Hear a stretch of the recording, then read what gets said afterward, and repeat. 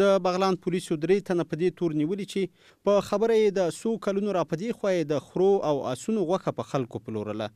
د دغه ولایت امنیه قومندان د نیول شویو کسانو ترڅنګ رسنیو ته وویل در رابطه با بازداشت 3 تنی را که شما میبینین از قصابای شهر کونی بغلان مرکزی هستند که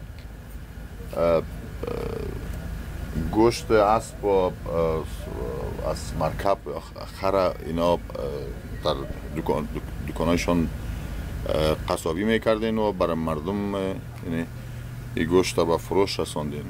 ښاغلي سریع وویل له دغو کسانو څیړنې روانې دي او په هکله به یې نور معلومات له رسنیو سره شریک کړي. تانستیم اینا را دستگیر بکنیم دیگه. اینا جنایتی را ناپوشیدنی را مرتکب شدین.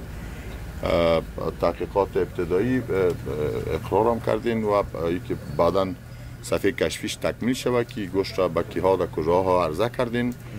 وقت است که ما در موارد صحبت بکنیم و اینا گوشت را به مردم هم برای نام توضیح شده و بعدا جریانات بعدی ان شاء الله وضاحت خواهد دادیم.